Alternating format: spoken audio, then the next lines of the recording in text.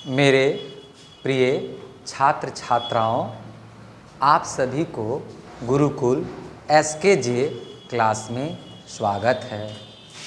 सबसे पहले तो आज मैं क्लास 10th के सभी छात्र छात्राओं को शुभ आशीर्वाद देना चाह रहा हूं कि आज से उनका परीक्षा शुरू हो चुकी है।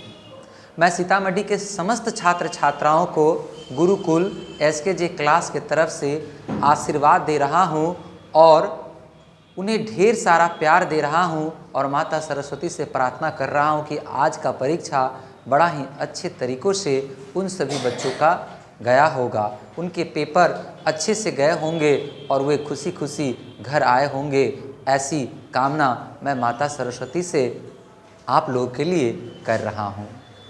तो मेरे प्रिय छात्र छात्राओं, जैसे आप लोगों की परीक्षा चल रही है तो मैं सब दिन की तरह आज भी आप लोगों के लिए कुछ महत्वपूर्ण VVI प्रश्न 2023 के लिए जीव विज्ञान से लेकर आया हूं। अतः आप सभी बच्चे इन सारे प्रश्नों को ज़रूर देखेंगे और ज़रूर सुनेंगे, क्योंकि ये सारे प्रश्न आप लोग के परीक्षा में आ रहे हैं। 12th वाले छात्र छात्राओं ने मुझे बहुत बधाइयाँ दी हैं कि सर, आपके द्वारा दिया गया वीडियो में बहुत सारे प्रश्न हम लोग की परीक्षा से आए हैं। उसी तरह से आप लोग के मुख्य बिंदु से भी यह मैं सुनना चाहता हूं कि आप सभी लोग के भी परीक्षा में मेरे द्वारा दिए गए सारे प्रश्न आएँ और आप सभी सीतामढ़ी के छात्र छात्राएं अच्छे तरीक़ों से इन सारे प्रश्नों का उत्तर देकर खूब अच्छे मार्क्स लाएं। ऐसी कामना गुरुकुल SKJ क्लास और मैं सुशील कुमार झा माता सरस्वती से कर रहा हूं कि आप सभी लोग का मनोरथ पूर्ण हो। तो आइए मेरे प्रिय छात्र छात्राओं, अब हम लोग पढ़ाई की ओर चले। चूँकि आज मेरी तबीयत ठीक नहीं थी, इसलिए मैं ज़्यादा क्वेश्चन आप लोग के लेकर नहीं आया हूँ, लेकिन थोड़ी सी क्वेश्चन लेकर आया हूँ जो बहुत महत्वपूर्ण क्वेश्चन है। तो आइए जीव विज्ञान के इन सारे लघुत्तरीय प्रश्न को हम लोग देखें।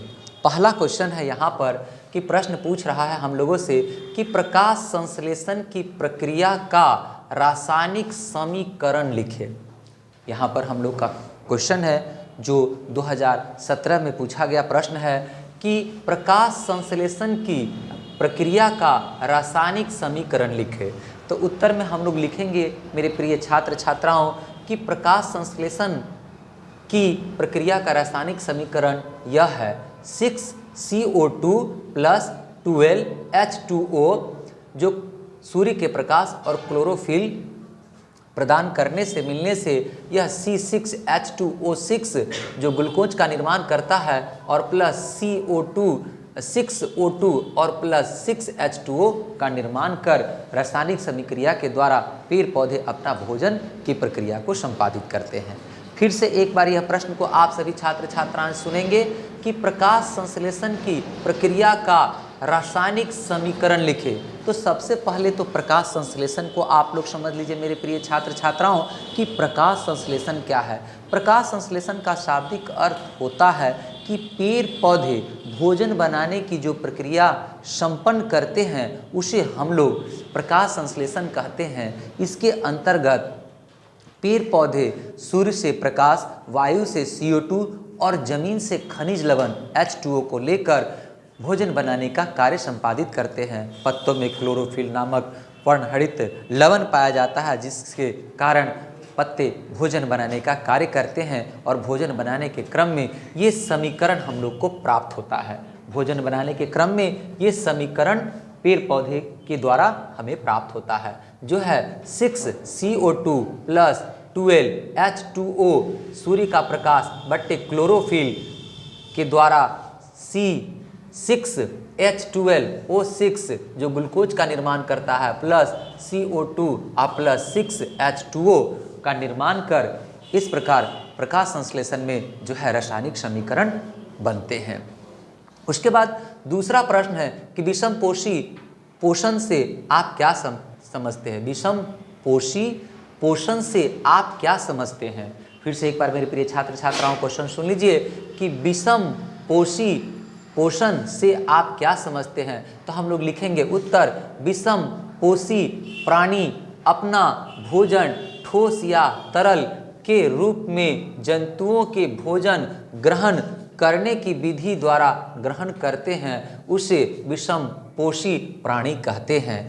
जैसे सूक्ष्म जीव, ये सब जो हो गए विषम पोषी जीव हो गए। फिर से एक बार इस क्वेश्चन को सुन लीजिए कि विषम पोषी प्राणी से आप क्या समझते हैं। तो उत्तर में हम लोग लिखेंगे कि विषम पोषी प्राणी उस प्राणी को कहते हैं जो अपना भोजन ठोस या तरल के रूप में जंतुओं के भोजन ग्रहण करने की विधि से ग्रहण करता है, उसे हम लोग पोषी प्राणी विषम पोषी प्राणी कहते हैं, उसे हम लोग विषम पोषी प्राणी कहते हैं। उसके बाद तीसरा क्वेश्चन आता है कि सर्वाहारी प्राणी किसे कहते हैं। सर्वाहारी प्राणी मतलब सभी प्रकार के भोजन को ग्रहण करने वाले प्राणी किसे कहते हैं। फिर से एक बार सुन लीजिए कि सर्वाहारी प्राणी किसे कहते हैं। इसे सर्वभक्षी भी हम लोग कह सकते हैं। तो परीक्षा में आ जाए कि सर्वाहारी प्राणी या सर्वभक्षी प्राणी किसे कहते हैं, तो दोनों का आंसर आप एक ही लिखिएगा। तो फिर से एक बार क्वेश्चन यहाँ पर मेरे प्रिय छात्र छात्राएं सुनेंगे कि सर्वाहारी प्राणी किसे कहते हैं। तो लिखेंगे हम लोग उत्तर, वैसा जीव जो अपना भोजन पादप एवं जंतु दोनों से प्राप्त करते हैं उनको सर्वाहारी प्राणी कहते हैं, जैसे तिलचट्टा, मनुष्य आदि। तो मेरे प्रिय छात्र छात्राओं, अगर आपसे परीक्षा में यह क्वेश्चन आ जाए कि सर्वाहारी प्राणी या सर्वभक्षी प्राणी किसे कहते हैं, तो हम लोग लिख सकते हैं कि सर्वाहारी या सर्वभक्षी प्राणी उस प्राणी को कहते हैं जो अपना भोजन पादप एवं जंतु दोनों के से प्राप्त करते हैं, उसे सर्वाहारी प्राणी कहते हैं। पादप का अर्थ हो गया पेड़ पौधे से, जैसे साग सब्जी चावल दाल, ये सब हम लोग जो है पेड़ पौधे से प्राप्त करते हैं। और उसके बाद जो है हम लोग जंतुओं के द्वारा मांस मछली अंडा दूध घी मक्खन ये सभी चीज़ हम लोग प्राप्त करते हैं। तो जो जीव इन दोनों से अपना भोजन प्राप्त करते हैं उन्हें सर्वभक्षी या सर्वाहारी प्राणी कहते हैं।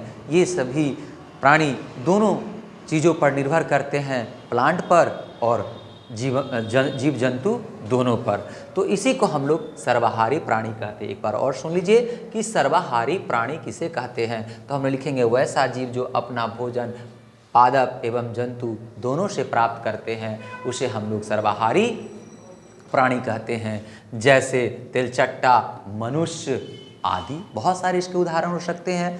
तो मेरे प्रिय छात्र छात्राओं, जैसे कि मैंने पहले ही आपको बताया कि आज मैं ज़्यादा प्रश्न आपके लिए लेकर नहीं आ पाया हूं क्योंकि मेरी तबीयत अस्वस्थ है, लेकिन कल मैं आपसे वादा करता हूं कि बहुत सारे ऑब्जेक्टिव इम्पॉर्टेंट क्वेश्चन लेकर आऊँगा और कल का ज़रूर आप लोग देखिएगा और आज का भी, क्योंकि ये सारे प्रश्न आप लोग के परीक्षा में 2 नंबर में आते हैं और आते ही रहेंगे। आप सभी छात्र छात्राओं से मेरा यही कहना है कि खुदी को कर इतना बुलंद कि खुदा आकर हर बंदे से पूछे बता तेरी रजा क्या है।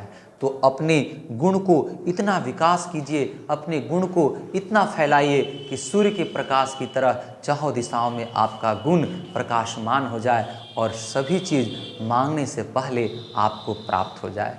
तो ऐसा गुण आप लोग अपने अंदर उत्पन्न करने का प्रयास कीजिएगा। और अभी आप सभी लोगों की 10th की परीक्षाएं चल रही है। मैं माता सरस्वती से यही प्रार्थना करूंगा कि आप सभी छात्र छात्राओं का बहुत अच्छे तरीक़ों से सारे पेपर जाएं और आप हंसता हुआ खिलखिलाता हुआ चेहरा आपका हमेशा हम लोग को देखने को मिले और सफलता के सोपान पर आप चढ़ सके। इसी शब्दों के साथ मैं आज आप सभी लोगों से विदा लेता हूं और आपसे विनती करता हूं कि गुरुकुल SKJ क्लास के इस चैनल को सब्सक्राइब करेंगे, लाइक करेंगे, शेयर करेंगे और ताकि अन्य छात्र छात्राओं को भी इसका लाभ मिल सके। धन्यवाद।